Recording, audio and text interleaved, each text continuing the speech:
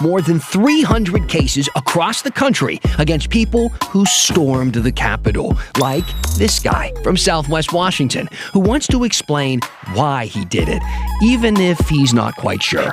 Why did you enter the Capitol building? You know, I really don't know, to be honest.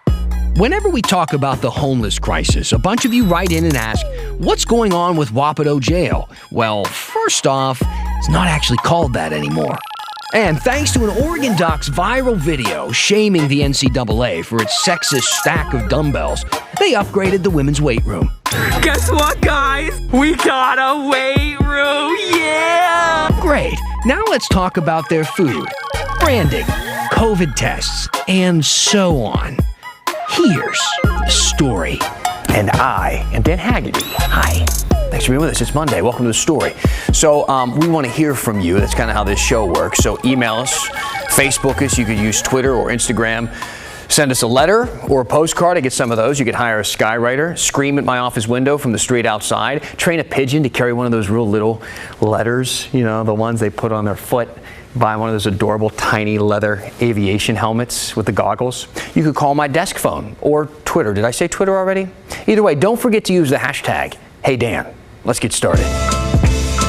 And let's talk about the big story. And by big story, I mean the biggest story of the year, right? When thousands of people stormed the U.S. Capitol 6 days into 2021, the country and the world watched in horror. So the dust has been kind of settling ever since. It continues to settle right now. Police have arrested hundreds of people as that dust has settled, people who breached the building that day or committed acts of violence outside. It has become one of the largest criminal investigations in U.S. history, with arrests in 40 states, including one man from Southwest Washington, who sat down with our Kai Laboshi to explain himself. It's the first time we've heard from a local person who actually stormed our nation's capital that day. Federal investigators have used countless hours of video and photos to help identify hundreds of people who entered the U.S. Capitol on January 6th, and Jeff Grace is one of them. There was a photo that was widely circulated, and the suggestion is that that's you behind this gentleman. Is that you? Yes. At the time, the battleground man didn't realize the significance of his wrongdoing or the notoriety that would follow. I get a call from the wife back here, and she says, "You're on TV." And I said, "Oh, okay." After his arrest, Grace lost his job as a long-haul truck driver. He's facing up to a year in prison after federal prosecutors charged him with knowingly entering or remaining in any restricted building or grounds without lawful authority. Why did you enter the Capitol building? You know, I really don't know. To be honest, I don't know. I had no intention of it. And I don't want to say swept up by the crowd or swept up by my heart or swept up by this. I don't really have an answer for that. Grace said he went to Washington, D.C. along with his adult son to support President Trump, who had falsely claimed he won the election. Do I believe Donald Trump should have been our president? Yes, I do. 100%. Because? Because he won the election. After attending a pro-Trump rally, Grace said he and his son became separated, and he started walking toward the Capitol building. According to court records, Grace entered the building after seeing an open door. According to Grace, he passed by two Capitol police officers. They appeared to be overwhelmed by the number of protesters and looked scared. Once inside, the FBI said Grace walked to the rotunda, telling federal agents he decided to leave after witnessing several people causing damage to the Capitol property. It's disgusting. It's not okay. It's not America. It's not freedom. It's a bad representation of what we really are, what we stand for. Grace said he played no part in the violence on January 6th. 5 people died, including a Capitol police officer in this. Yes, sir. How does that sit with you? It's sad. It's tragic. There's no justification of it. And I would pray that if any of my actions caused any of that I would pray for forgiveness from their family, I guess. I don't know. Grace said he's not on social media, and he didn't take any photos or video, but others did. According to the FBI, an informant called the tip line to report Jeff Grace of Battleground, Washington, was at the U.S. Capitol on January 6th. What you did, was it illegal? Of course. You've asked me this 3 times. Yes, it was illegal. Grace hopes that by speaking publicly, people will understand that, like it or not, the man in the background of this photo has a story. The question is, are we willing to listen? That I'm not. First of all, I apologize if I've offended anybody. Not my intention at all. But hey, let's get together and we'll visit. And maybe I can teach you something, or maybe you can teach me something. But maybe we can pull together and work for the good of this country, because tearing it down isn't okay. Okay, Kyle Aboshi joining us now. So Kyle, curious, just, from a journalist standpoint, what were you hoping to learn from interviewing this man? Really a couple of things. First, I reported initially when Jeff Grace was arrested. We received a press release from Department of Justice. His name was in headlines, but we really didn't know who this gentleman was or anything about his background. So for one, it was an opportunity to meet with him, find out a little bit more about who he was, and have him explain exactly what happened and why. Secondarily, there's been a lot of focus on potential communication or coordination among groups who were there that day on January 6th. So that was one of my big questions. Was this in some way coordinated? Was he working with anybody? He said, no, nobody bought his plane ticket. He paid for that on his own. There was no coordination from what he could tell. And also, he's not part of some group, not the Proud Boys, not the 3%ers. He knows people who are part of those groups, but he is not, he says. Additionally, he's not active on social media. Now, the 300 plus arrests that were made, I'm sure everybody has a different story here, but when it comes to his, what is next for him in this journey? Right. So obviously legal proceedings will play out. What's interesting is Washington Post reported even today that federal prosecutors are considering plea deals, especially for some of the lesser charges similar to those that Mr. Grace faces. So there is that possibility, but he's got a court date coming up next month, and we'll see how this plays out. Yeah. Okay. Kyle Aboshi, thank you. Now, during that interview, you heard that man, Jeff Grace, tell Kyle something that we know is not true, that he believes to be true, that President Trump won the election. Now, I know what you might be thinking. How can someone believe that lie at this point, right? Well, first off, I think it's important to point out that he is not alone in thinking that. Nowhere near it, actually. Pew Research Center took a poll after the insurrection between January 8th and 12th. I know it's been a while since then, but this was immediately after, and they found that 75% of people at that time who voted for President Trump told them that they believe that he actually won the election in November, which, again, is not true. Only 22% of Trump voters correctly believe that President Biden won. It's a pretty alarming statistic. And even though this is a national poll, we really don't have to look far to see why people locally here find this maybe believable, because we saw it with the official arm of Oregon State Republican Party, a degree of it. Just a couple of weeks after the Capitol was stormed, the Oregon GOP put out a statement calling that assault on the Capitol a false flag operation, which is also completely untrue. We asked every state Republican lawmaker at the time in Oregon to condemn this statement, and most of them did, except for 6 state senators who either never responded to us or they said no comment. And one of them was Senator Dallas Hurd, who was just elected to chair the Oregon GOP. So my point is, false narratives don't stop with individuals like the man Kyle spoke with. When powerful figures and institutions also push them, it makes these lies a lot more dangerous and harder to combat with the truth. Now, let's continue to talk about solutions. Last week, we discussed a new homelessness tax going into effect soon and detailed how Metro plans to spend the $250 million a year they're going to get from it.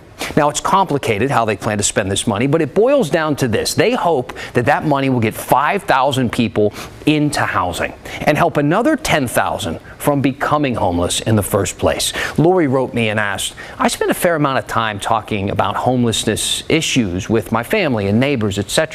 I hear all kinds of things, but I don't know what is actually true. For instance, is it true that Portland, California, and Seattle are homeless magnets because of lax laws? Or is the data on homelessness similar in other cities and regions? What is the real reason for the rise? There are a lot of different reasons, some bigger than others. Our programs and services are a factor. But we are not the only major city with progressive policies to battle homelessness. We have a map from the federal government. It shows data from 2019. We have 4.2 million people in this state, as you probably know, and in 2019, we had 15,876 people experiencing homelessness. Now, let's compare that to Texas, a famously red state. They have a population of 29 million. That's 7 times bigger than Oregon. But they only had 10,000 more people experiencing homelessness at 25,848. So, is it politics, red and blue? Now, I'm not saying politics don't matter, but I do want you to consider this. Even in those red states like Texas, most of the major cities vote blue. 3 of the 4 largest cities in Texas, Houston, Dallas, and Austin, with a combined population of more than our entire state, have Democratic mayors, and San Antonio's mayor is an independent. All of those cities have extensive programs for people experiencing homelessness, but we have a much bigger problem with it here. Why? I asked the regional housing director for Metro, the person in charge of spending all this brand new tax money. I'm wondering why you think this area is hit so heavily with homelessness. First of all, the housing crisis is a national crisis. It is not unique to the Northwest or the West Coast. It is being experienced across the nation. And I think one of the biggest determining factors is the rate at which rents have increased versus the incomes of folks staying flat. And what we saw in the Northwest and in our community here in the greater Portland region is a dramatic increase of rents over a very short period of time. And incomes have remained relatively flat. Now, that is why you've been hearing so much about rent on this show. All right. In 2019, Oregon lawmakers passed a bill that caps rent increases and bans no-cause evictions. It was our first ever statewide rent control bill. And right now, lawmakers are considering more legislation like extending a moratorium on evictions, like giving renters more time to pay down unpaid rent, and rental assistance for kids aging out of foster care. And that's just to name a few. There's a lot going on right now in Salem. And we're going to continue to look at the solutions to our homelessness crisis. So if you have any ideas or angles that you think we should be considering, please let me know. And use that hashtag, #HeyDan.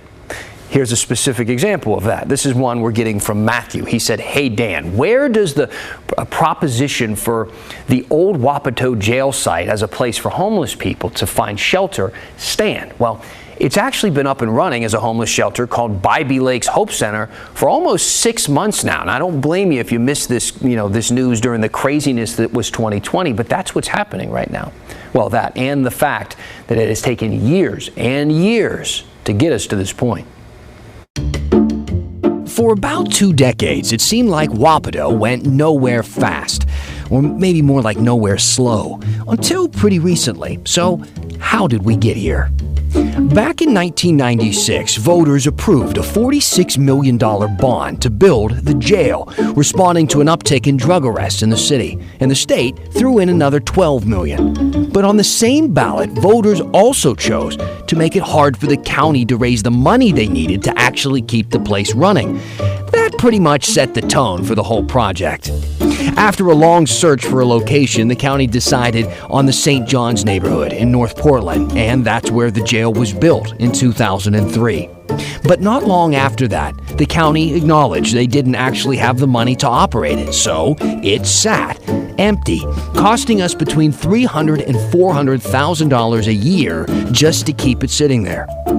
The county looked for someone to take it off their hands, but they weren't allowed to actually sell it until 2016. That's when the bonds used to pay for the jail were paid off. That's around the same time people started talking about using it as a homeless shelter. But the city of Portland decided it would actually cost too much to convert it. It wasn't until 2018 the county voted to sell the $58 million jail for just $5 million, a $53 million loss. In 2019, the person who bought it, Jordan Schnitzer, thought about demolishing it and getting rid of this headache once and for all. But last year, Helping Hands Reentry Outreach Centers started campaigning to transform the jail into Bybee Lakes Hope Center.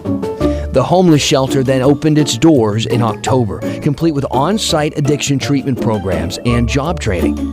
Right now, they're only housing about 50 people because of COVID restrictions and because they're still renovating part of the shelter. But in the future, they expect to be able to hold between 400 and 500 people. And that's how we got here.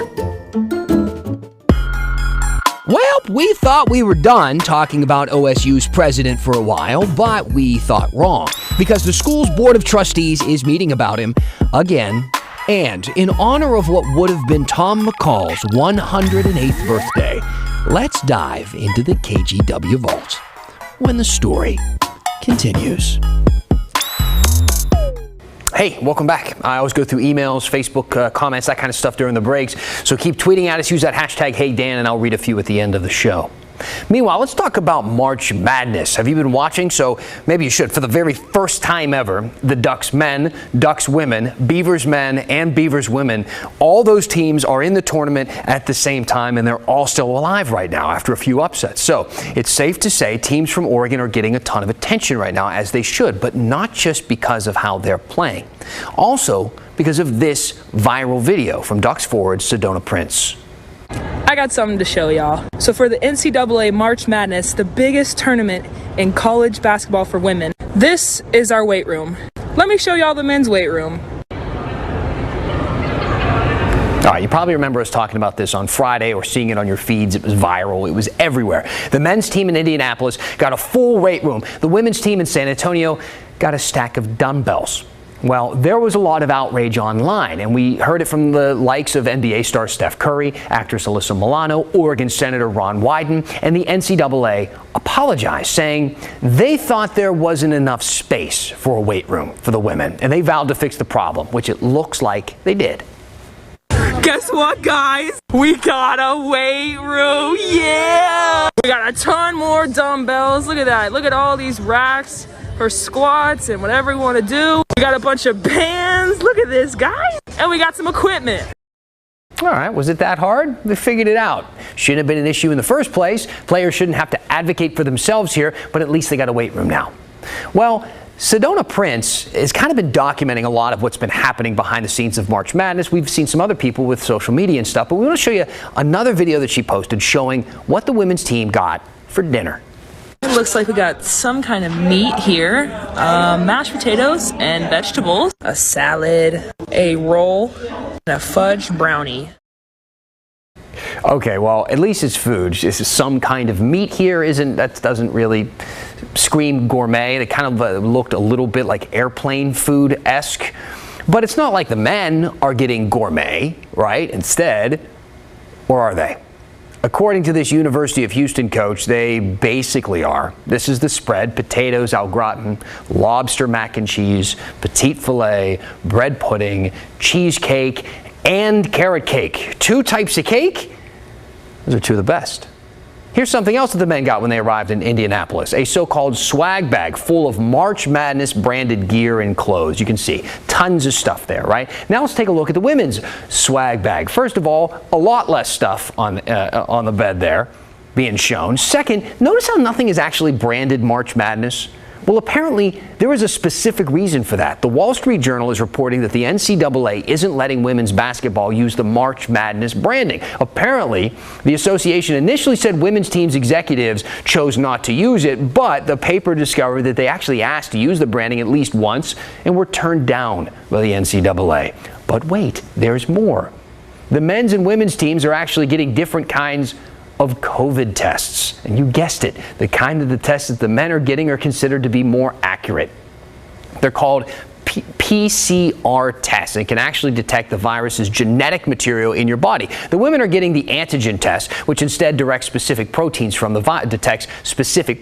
from the virus. Medical translation from the FDA: the tests that the women are getting are more likely to miss an active infection or show up as a false positive. Now, the NCAA president says that he doesn't know why the men and women are getting different tests, but he also said that their health experts are saying that there's no real difference in these tests when it comes to mitigating COVID risk.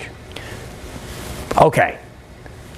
They got the weight room situation figured out. That was bad enough. The rest of this, give me a break. And I've been getting a lot of emails from people saying, yeah, but the men bring in more money.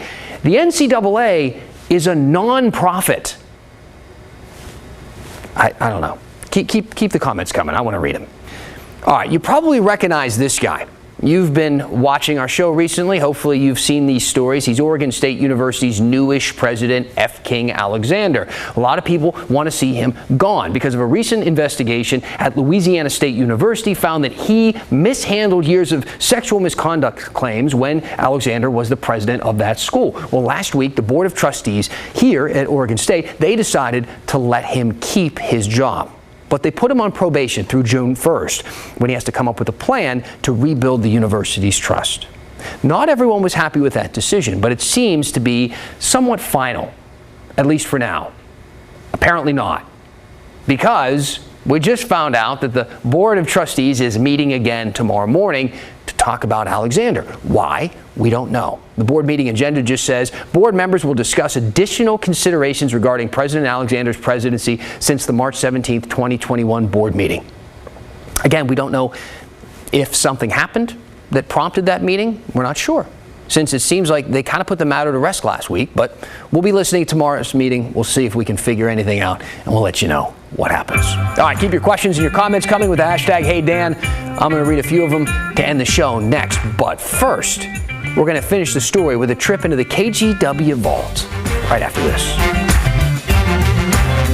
Welcome back. You may not know this, but today is actually Tom McCall Day in Oregon. It happens every year on his birthday, March 22nd. He would have been 108 years old today. And I probably don't need to tell you that he left a pretty big legacy behind here in this state.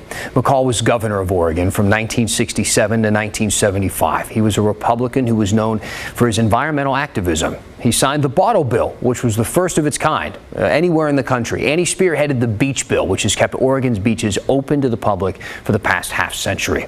But before all that, he worked here at KGW as a journalist. And in 1962, he produced an hour-long documentary for KGW called Pollution in Paradise. Let's take a look at some clips from that in the KGW vault. Clean water and clean air are imperatives of life itself. They are central to our agricultural and industrial economy, to our recreation, and to our ability to grow as a healthy and prosperous nation. Unchecked pollution of water and air could menace the very foundations of our society, and in many parts of our nation, the threat is more actual now than prospective. More pressures to pollute will intensify as our population moves toward the 200 million mark and our country penetrates deeper into what is in effect a second industrial revolution. There is still an America that is wild and clean and beautiful. But there is also a dying dream of America where the waters are poisoned by the wastes of man and the breeze is strangled by the fires and fumes of civilization. No part of America still retains more of nature's original work than the state of Oregon, a paradise for those who treasure the unspoiled in sight, in smell, and sound. But who are these foul strangers in Oregon's paradise? At scores of such places along the rivers of Oregon where filth-loaded water pours from cities and from factories, the scrapfish gather, and their presence betrays water made sick and weary, water in which only the scavenger thrives. Oregon, the verdant land, where 1,000 streams bring water plentiful and clean and make possible a bounty that a nation must envy. But raw sewage on a suburban street breeds disease like hepatitis and serves shocking notice that the days of paradise may be numbered. The air of Oregon can be as sweet and fresh as its waters, but the very jobs they draw soil the air above and the waters below in numbers and ways faster than present planning and prevention can match.